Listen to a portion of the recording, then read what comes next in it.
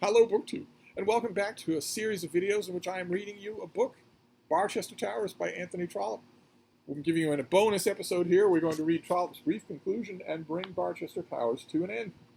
And this title is, chapter 53 is titled Conclusion.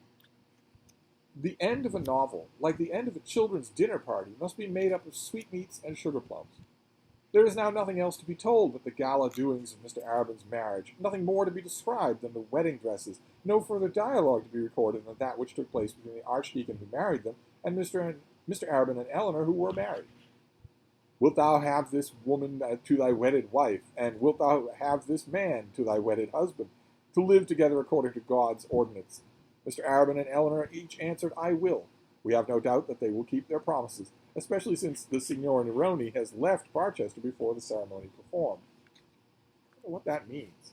Mr. Arabin is certainly not susceptible to Signor Neroni anymore. I'm sure that he could be in the same room with him for 2 hours and not feel anything like what he felt before. He's found the love of his life. Mrs. Bold had been somewhat more than 2 years a widow before she was married to her second husband, and little Johnny was then able to do, with due assistance, to walk on his own legs into the drawing room to receive the salutations of the assembled guests. Mr. Harding gave away the bride, and the Archdeacon performed the service, and the two Miss Grantleys, who were joined in their labors by other young ladies of the neighborhood, performed the duties of bridesmaids with equal diligence and grace. Mrs. Grantley superintended the breakfast and the bouquets, and Mary Bold distributed the cards and cake. The Archdeacon's 3 sons had also come home for the occasion. The eldest was great with learning, being regarded by all who knew him as a certain future double first. So he's still in college, but he's great with learning. The second, however, bore the palm on this occasion, being resplendent in a new uniform. The third was just entering university, and probably the proudest of the 3. But the most remarkable figure in the whole occasion was the excessive liberality of the Archdeacon. He literally made presents to everybody. As Mr. Arabin had already been moved out of the parsonage of St. Ewald's, that scheme of elongating the dining room was of course abandoned. But he would have refurnished the whole deanery had he been allowed. He sent down a magnificent piano by Erard, gave Mr. Arabin a cob, which any dean in the land might be proud to bestride, and made a special present to Eleanor of a new pony chair that had gained a prize in the exhibition. Nor did he even stay his hand here.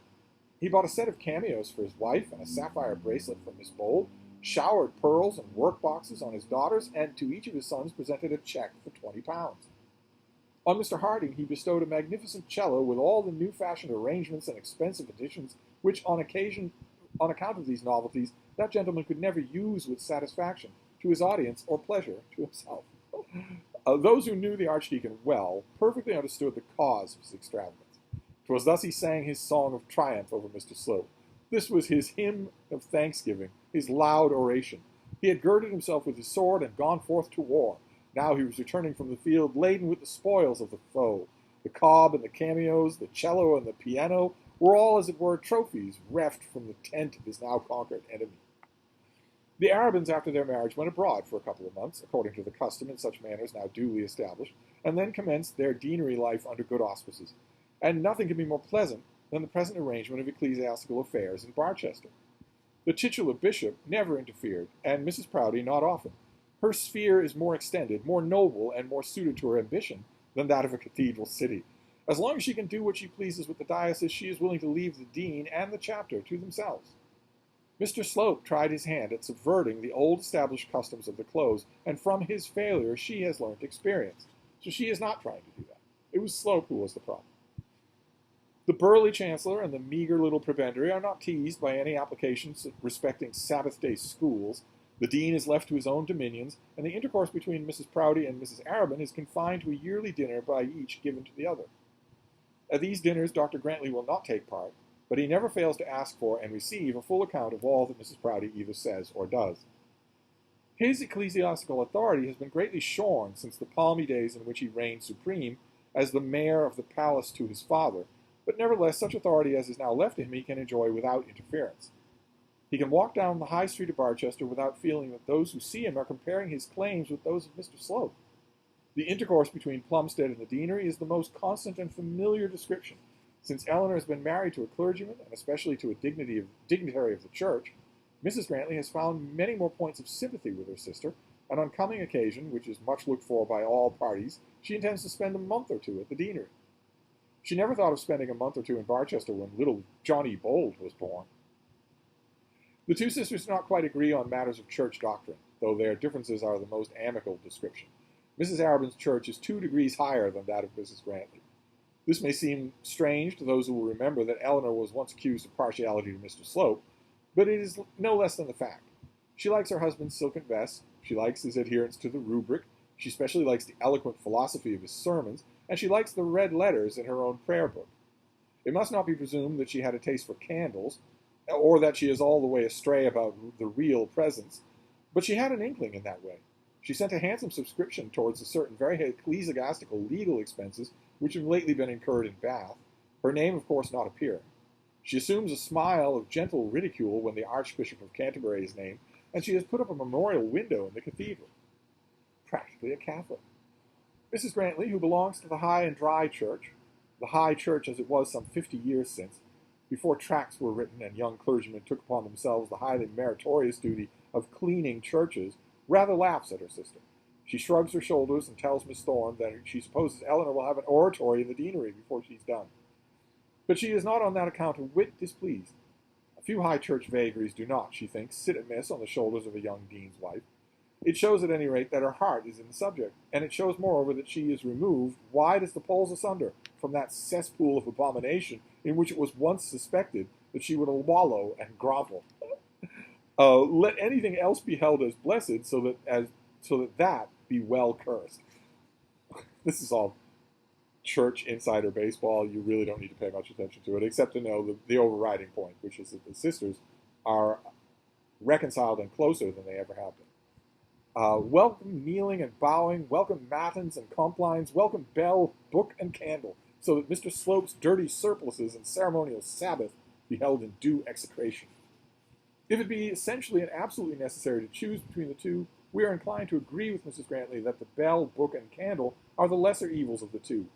Let it, however, be understood that no such necessity is admitted in these pages.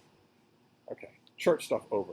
Dr. Arabin, we suppose he must have become a doctor when he became a dean, is more moderate and less outspoken on doctrinal points than his wife, as indeed in his station it behooves him to be.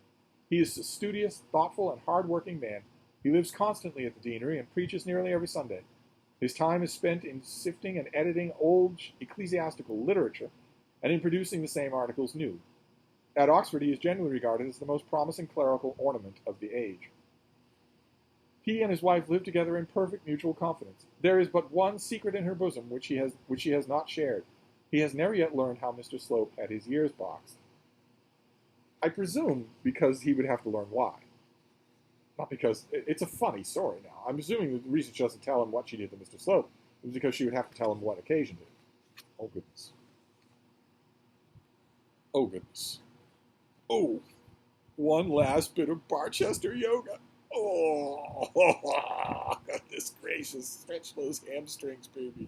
Oh, there you go. There's the little baby. Oh, my baby. The Stanhopes, I know a lot of you would be curious, the Stanhopes soon found that Mr. Slope's power need no longer operate to keep them from the delight of their Italian villa. Before Eleanor's marriage, they had all migrated back to the shores of Como. They had not been resettled long before the Signora received from Mrs. Arabin a pretty, though very short, epistle in which she was informed of the fate of the writer. This letter was answered by another, bright, charming, and witty, as all the Signora's letters always were, and so ended the friendship between Eleanor and the Stanhopes. One word of Mr. Harding, and we have done. He is still precentor of Barchester, and still pastor of the little church of St. Cuthbert's. In spite of what he has so often said himself, he is not even yet an old man. He does such duties as fall to his lot well and conscientiously, and is thankful that he has never been tempted to assume others for which he might feel less fitted.